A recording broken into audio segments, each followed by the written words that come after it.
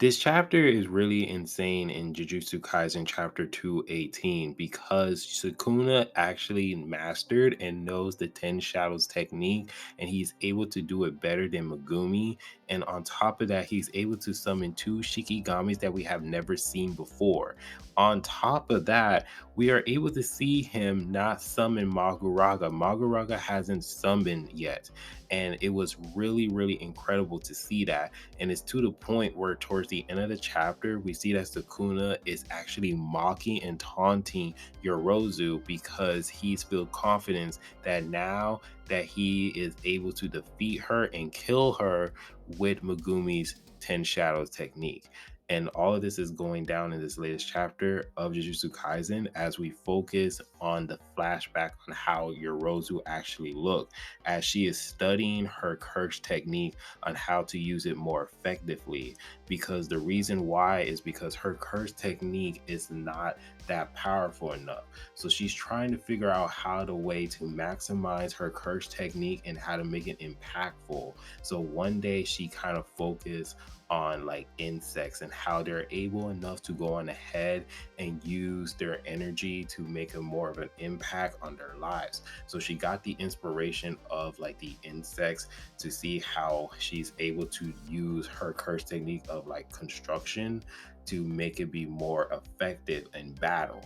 So as of this moment, she took the method of the insects and put it into her curse technique, and she got the inspiration. And that's why we kind of see her when she activated her curse technique, we see her in this bug form because it's an inspiration on how she saw like the insects were. So as of this time, when she's able enough to transform, she goes on ahead and she start attacking Sukuna. She's able to knock him any direction, and she's just flying everywhere as Sukuna goes on ahead and try to summon his divine dogs, but they weren't fast enough to go on ahead and stop her, as we see that the wheel of Maguraga is floating on his head, which is very weird because since he automatically did the signs to do Maguraga, shouldn't Maguraga come out?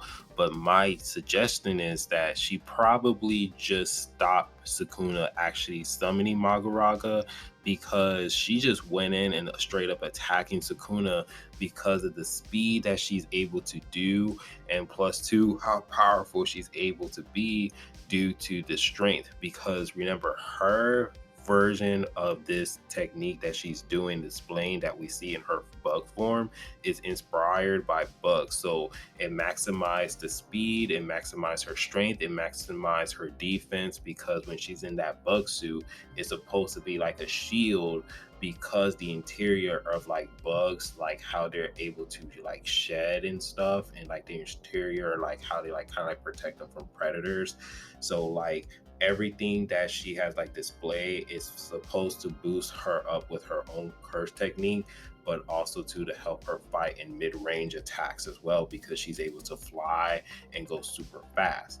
But as she's continuously beating on Sukuna, we see that Sukuna is just not impressed. So he goes on ahead and he summoned his moose to go on ahead and neutralize the liquid, because we see that Yorozu, she used the liquid to try to stab Sukuna, but then Sukuna activated one of his Shikigamis of the 10 Shadows technique, and then it was able to neutralize the liquid and able enough to go on ahead and use reverse curse technique to heal Sukuna. So then after Sukuna is healed from his injuries, he goes on ahead and he summons a bull. And this bull is very powerful because this bull was able to knock out Yorozu a few yards away. But Sukuna, when he used the 10 shadow techniques, he used them to keep them in an unstable form. So that way they will allow to have a large and effective attack range while keeping them from falling apart. However, the Shikigami could no longer move independently, and their overall attacks and power was lower considering the results. So when we saw the divine dog when Sukuna actually summons them, that was a perfect example how weird it was looking and how it was able to like expand and go into like multiple forms. That's how Sukuna was able to maximize the divine dog. But here with the bull and the moose or the deer, it is at its perfect form and is fully stable. So then here we see that Ryozu is getting pissed off and mad. And so she tries to go on ahead and destroy the bull, but it was not work because the bull was able to go on ahead and continue on smacking her, causing a crack on her armor. So then we see Sukuna actually use Escape Rabbit so that way he can go ahead and blind Ryozu so that way she won't see what's the next attack that Sukuna was going to be able to do. And we see that Sukuna is up in the air and he used Maximum Elephant to in Maximum Elephant fall from the air all the way crashing down to the ground and breaking the whole bug armor that Ryozu had made. And as of this moment, we see that Sukuna is just straighten up laughing and taunting her because of the fact that the 10 Shadows technique did so much damage to her and was able to counteract her attack. He was just like, you know what, you're not even good enough, so I can be able enough to go ahead and use my curse technique, which is Shrine. And then so as of this moment, this really pissed off Ryozu because the whole purpose of Ryozu wanting to fight Sukuna besides actually marry him is actually for him to use his own curse technique, but he refuses because he wants to use Megumi's technique. So then as of this moment, she's just like, you know what, there's no way that not love, you're mistaken. I will show you real love and how it looks like. I will construct and show you my heart.